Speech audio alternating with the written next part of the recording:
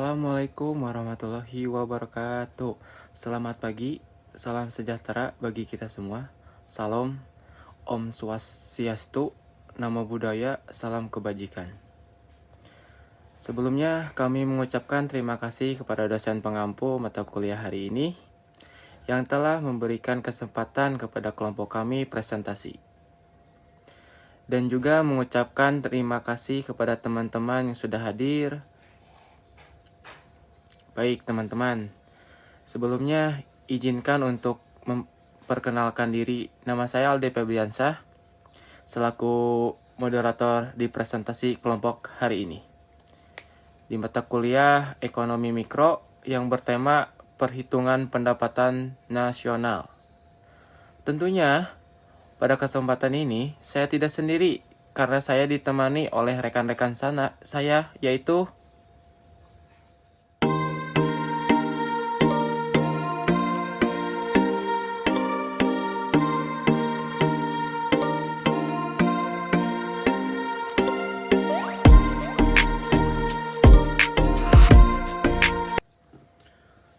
Oke teman-teman, sebelum masuk ke dalam materi, teman-teman, apakah sudah ada yang tahu tentang perhitungan pendapatan nasional? Oke, kalau belum tahu, mari kita sama-sama belajar tentang perhitungan pendapatan nasional. Poin pertama, kita akan membahas dari definisi pendapatan nasional yang akan dibacakan oleh Saudara Dita. Baik, di sini saya akan menjelaskan tentang definisi pendapatan nasional. Pendapatan nasional adalah jumlah akhir barang dan jasa yang diproduksi oleh suatu perekonomian dalam suatu periode tertentu, yang dihitung berdasarkan nilai pasar. Data pendapatan nasional yang dihasilkan dapat digunakan untuk membuat prediksi tentang ekonomi masa depan di negara tersebut. Perkiraan ini dapat digunakan untuk melakukan bisnis, merencanakan kegiatan ekonomi masa depan, dan mengembangkan rencana kegiatan ekonomi untuk mewujudkan pembangunan di masa depan. Pendapatan nasional dapat digunakan untuk menentukan struktur ekonomi suatu negara. Hal ini terlihat dari kontribusi masing-masing sektor ekonomi terhadap pendapatan nasional. Pendapatan nasional juga dapat digunakan untuk mengambil dan merumuskan tindakan yang dianggap perlu. Misalnya, di sektor pertanian, berbagai kebijakan dapat dikembangkan untuk penyediaan pangan, industri pupuk, irigasi, dan lain-lain. Selain itu, pendapatan nasional dapat digunakan untuk menunjukkan dan membandingkan aktivitas ekonomi individu selama periode waktu tertentu. Hal ini berkaitan dengan pergerakan arus kehidupan ekonomi. Nah, dilihat dari definisi tersebut, teman-teman pasti berpikir apa manfaat dari mengetahui pendapatan nasional? Contohnya gini, kalau sudah melakukan pengeluaran, bukannya nggak usah dihitung-hitung lagi. Terus ribet juga karena negara harus tahu pendapatan masyarakat, menambah-nambah tugas negara aja kan? Ya nggak sih? Meski kelihatannya ribet, ternyata mengetahui pendapatan nasional ada manfaatnya loh. Salah satu manfaat pendapatan nasional adalah untuk mengukur laju pertumbuhan ekonomi nasional. Nah, untuk lebih jelasnya dari manfaat mengetahui dan menghitung pendapatan nasional, teman-teman bisa memperhatikan slide berikutnya, yaitu yang akan dibacakan oleh Saudara Fauzi. Dipersilakan Saudara Fauzi. Saya di sini akan menjelaskan manfaat mengetahui dan menghitung pendapatan nasional. Di sini ada 4 poin. Yang pertama, untuk mengukur laju pertumbuhan ekonomi nasional. Dengan adanya data pendapatan nasional, negara bisa tahu apakah ada peningkatan dari laju pertumbuhan ekonomi negara dari tahun ke tahun, mengalami kemajuan atau kemunduran, sehingga bisa dilakukan evaluasi untuk kedepannya. Poin kedua, untuk membandingkan kemajuan perekonomian antar negara. Nah, dari sini bisa dilihat mana saja negara yang masuk kategori negara maju dan berkembang. Semakin tinggi pendapatan nasional, berarti negara tersebut semakin maju. Yang ketiga, untuk mengetahui struktur perekonomian suatu negara. Teman-teman bisa lihat suatu negara mendapatkan pendapatan paling tinggi dari sektor mana? Apakah pertanian, apakah industri, ataupun ekspor dan impor barang mentah. Yang keempat, menjadi landasan perumusan kebijakan pemerintah.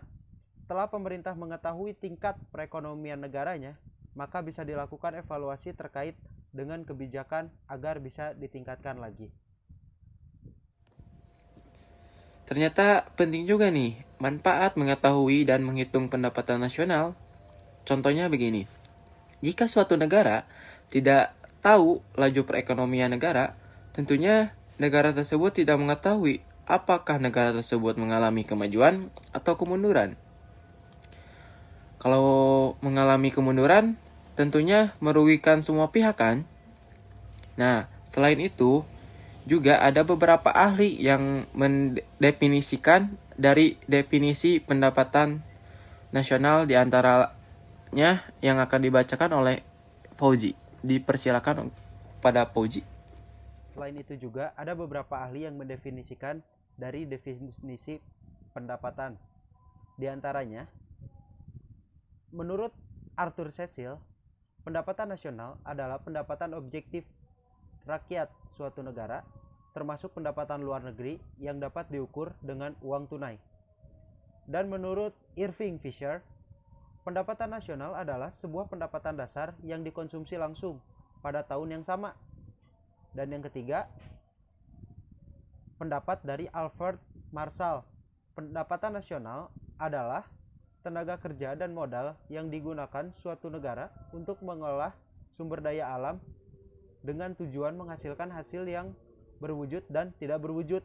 Dan menurut KBBI, pendapatan yang diterima oleh seluruh rumah tangga keluarga di suatu negara dari penyerahan faktor-faktor produksi dalam satu periode biasanya selama 1 tahun. Kalau kalian menyimak dari materi tadi, ada kan definisi menurut KBBI yaitu pendapatan yang diterima oleh seluruh rumah tangga, keluarga, atau RTK di suatu negara. Kayak sini, contohnya kayak program pendidikan, program stimulasi ekonomi, program subsidi energi, dan masih banyak yang lainnya gitu. Oke, slide selanjutnya yaitu faktor yang mempengaruhi pendapatan nasional yang akan dibacakan oleh Irfan. Dipersilakan kepada Irfan. Nah, baik teman-teman, di sini saya akan menjelaskan faktor yang mempengaruhi pendapatan nasional.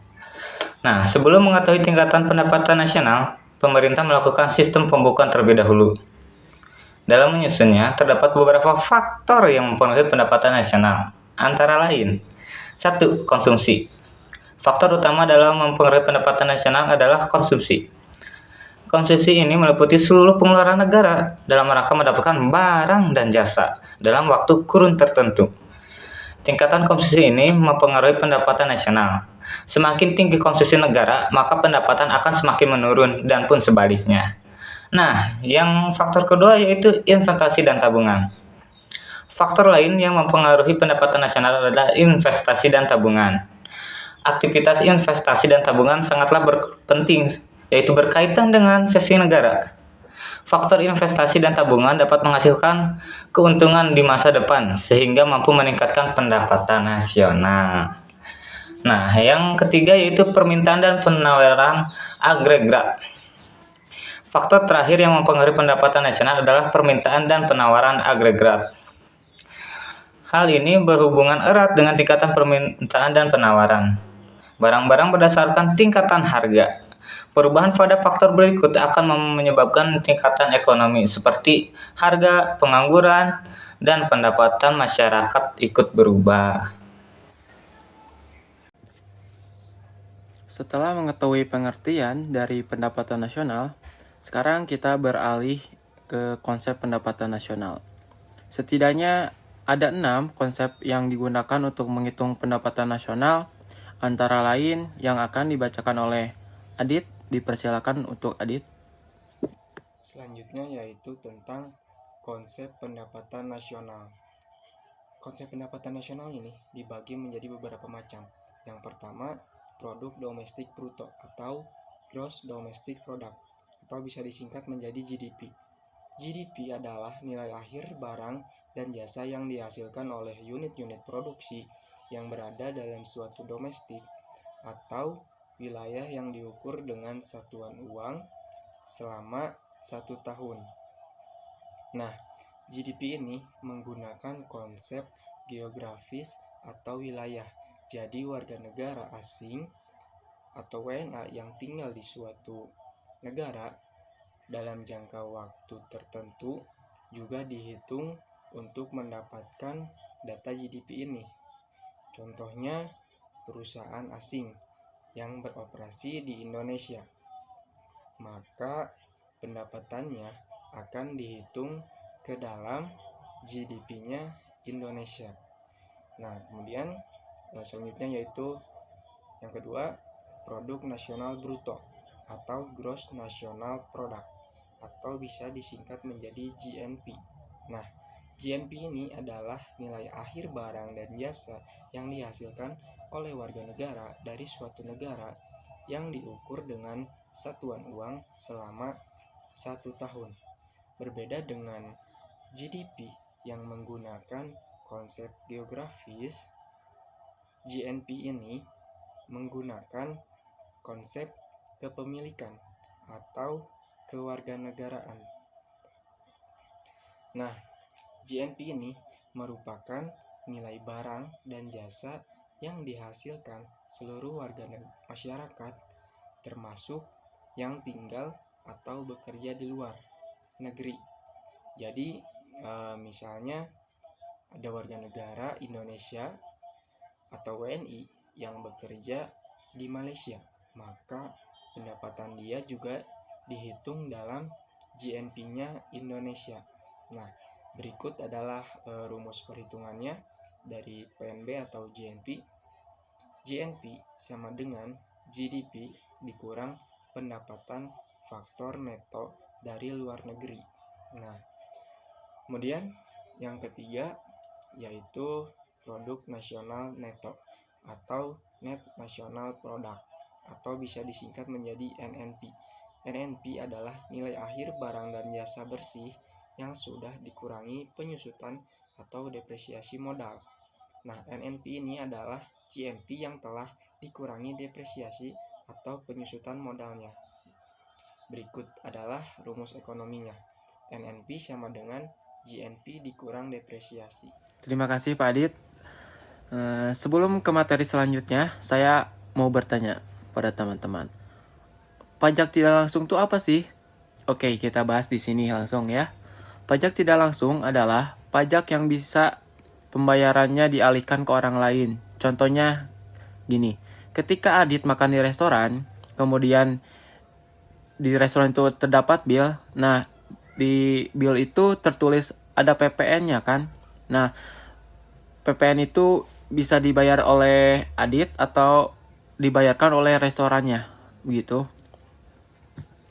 Selanjutnya, materi selanjutnya akan dibacakan oleh Tami. Dipersilakan kepada Tami. Baik. Untuk konsep pendapatan nasional nomor 4, itu ada pendapatan nasional neto atau net national income, kalau disingkat menjadi NNI. Nah, NNI ini adalah keseluruhan pendapatan atau balas jasa yang dihasilkan oleh pemilik faktor produksi. Besarnya NNI merupakan hasil pemotongan pajak tidak langsung dari NNP. Pajak tidak langsung ini mengacu pada pajak yang dapat diteruskan kepada orang lain, seperti pajak konsumsi dan pajak hadiah. NNI adalah NNP yang telah dikurangi pajak tidak langsung. Berikut adalah rumus perhitungannya. NNI sama dengan NNP dikurangi pajak tidak langsung. Nah, untuk yang nomor 5, itu ada pendapatan personal atau personal income. Bisa disingkat menjadi PI. PI adalah pendapatan yang diterima perorangan namun belum belum dapat dibelanjakan karena masih harus dikurangi dengan pajak langsung. PI adalah NNI yang dikurangi dengan pembayaran jaminan sosial, laba ditahan, pajak perusahaan, dan ditambah dengan transport atau subsidi yang dibayarkan pemerintah kepada masyarakat. Untuk rumusnya, PI sama dengan NNI dikurangi pembayaran jaminan sosial, dikurangi laba ditahan, dikurangi pajak perusahaan, dikurangi transfer atau tunjangan. Seperti itu. Lalu dilanjut untuk yang nomor 6, itu ada pendapatan disposable atau disposable income. Bisa disingkat menjadi DI. Nah, DI ini adalah pendapatan personal yang sudah siap dibelanjakan karena sudah dikurangi dengan pajak langsung. DI adalah PI yang dikurangi dengan pajak langsung. Untuk rumusnya, DI sama dengan PI dikurangi pajak langsung. Nah, pajak langsung itu pajak yang tidak bisa dialihkan ke orang lain. Misalnya, pajak penghasilan. Nah, pajak itu kan nggak bisa dialihkan ke orang lain karena dihitung dengan penghasilannya masing-masing setiap orangnya.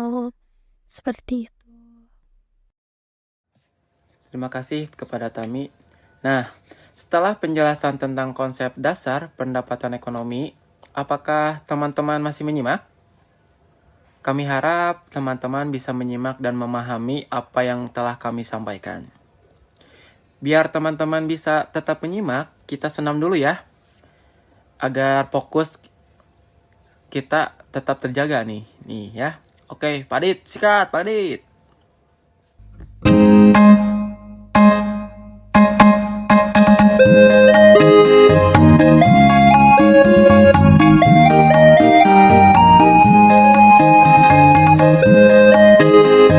Oke, tepuk tangan buat Pak Adit dan kalian semua.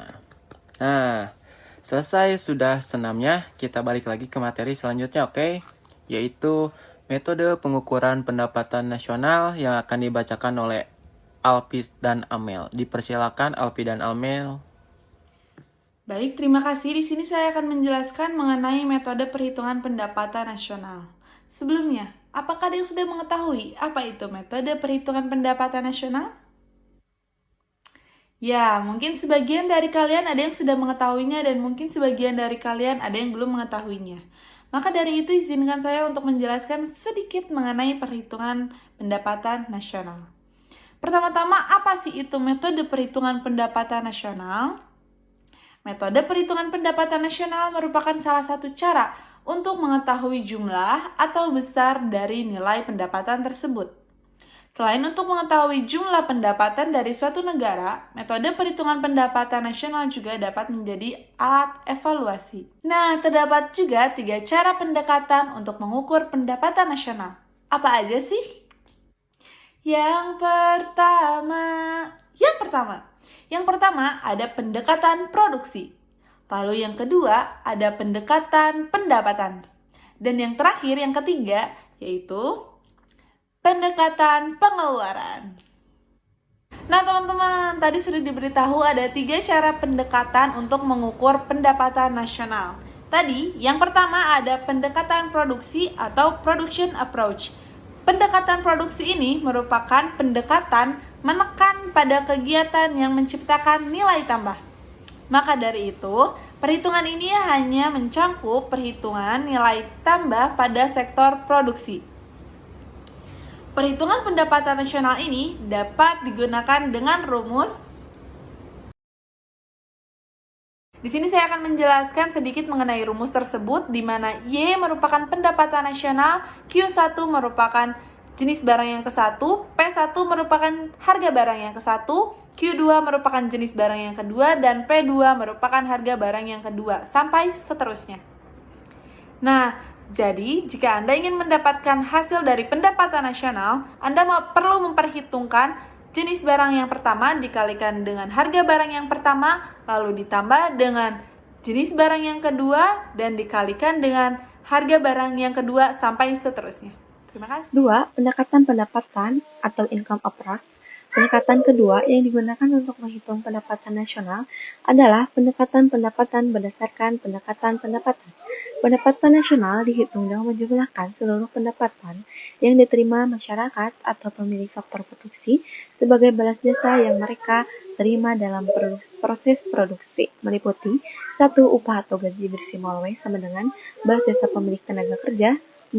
Sewa bersimol R sama dengan balas jasa pemilik tanah, 3. Bunga bersimol I balas jasa pemilik modal, 4. Keuntungan profit atau P sama dengan balas jasa pengusaha. Jadi, secara matematis, menurut pendekatan pendapatan, pendapatan nasional dirumuskan sebagai berikut. Y sama dengan W tambah R tambah I tambah P. Keterangannya, Y yaitu pendapatan nasional, R pendapatan dari upah, gaji, dan lainnya, W pendapatan bersih dari sewa, I pendapatan dari bunga, P pendapatan dari keuntungan perusahaan dan usaha perorangan. 3. Pendekatan pengeluaran atau expenditure approach. Terakhir adalah pendekatan pengeluaran. Nah, pada pendekatan ini, pendapatan nasional dihitung dengan cara menjumlahkan permintaan akhir dari para pelaku ekonomi atau konsumen, produsen, dan pemerintah dalam suatu negara meliputi pengeluaran konsumsi rumah tangga atau konsumpsion, atau C. Investasi domestik bruto atau investment, atau I. Pengeluaran konsumsi pemerintah atau government expenditure, atau G. Ekspor neto atau nilai ekspor, ekspor atau X dikurangi impor dalam kurung impor dikurangi I. X dikurangi M secara matematis dituliskan sebagai berikut. Y sama dengan C tambah G tambah I tambah X dikurangi M. Keterangan, Y pendapatan nasional, C konsumsi atau konsumsi rumah tangga, I investment atau investasi, G government expenditure pengeluaran pemerintah, X sama dengan ekspor, M sama dengan impor. Nah, itu teman-teman metode pendekatan pendapatan nasional produksi, yaitu produksi pendapatan dan pengeluaran dapat membantu suatu negara untuk menentukan jumlah atau besarnya pendapatan nasional loh. Karena besar kecilnya pendapatan nasional suatu negara menentukan maju dan berkembangnya suatu negara karena berhubungan dengan laju perekonomian negara. Nah, baik teman-teman, di sini saya akan memberikan contoh kasus dalam perhitungan pendapatan nasional.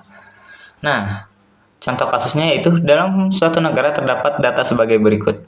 Yang pertama, konsumsi. Konsumsi rumah tangga sebesar 500 juta rupiah. Yang kedua, ada investasi sebesar 200 juta rupiah. Yang ketiga, ada belanja pemerintah sebesar 100 juta rupiah. Yang keempat, ada ekspor sebesar 50 juta rupiah. Yang kelima, ada impor sebesar 75 juta rupiah. Nah, berapakah pendapatan nasional tersebut? Nah, kita untuk menjawab soal tersebut, kita bisa menggunakan rumus pendapatan nasional sama dengan konsumsi rumah tangga ditambah investasi ditambah belanja pemerintah ditambah ekspor dikurang impor. Nah, jadi 500 juta rupiah ditambah 200 juta rupiah ditambah 100 juta rupiah ditambah 50 juta rupiah dikurang 75 juta rupiah. Nah, dengan hasil yaitu 775 juta rupiah. Besar pendapatan nasional di atas jika hitung dengan metode pengeluaran adalah 775 juta rupiah, yaitu hasil yang tadi. Kesimpulan yang akan dibacakan oleh saya sendiri.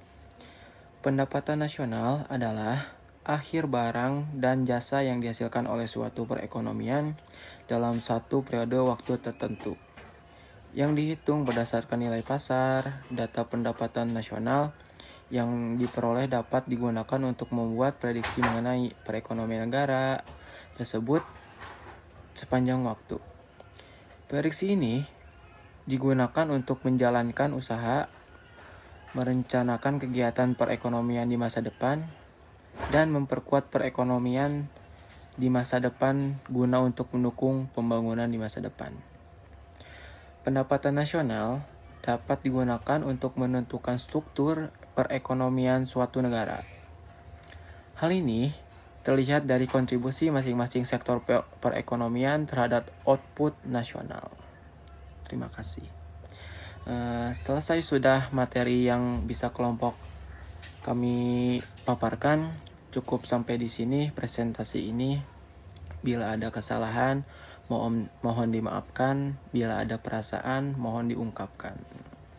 Terima kasih kepada teman-teman yang sudah menyimak video kami yang telah dibuat. Dan terima kasih kepada Bapak dosen Adrian Febriana Dima, SPI MM yang telah memberikan kesempatan untuk menyampaikan materi pembelajaran untuk hari ini. Wassalamualaikum warahmatullahi wabarakatuh.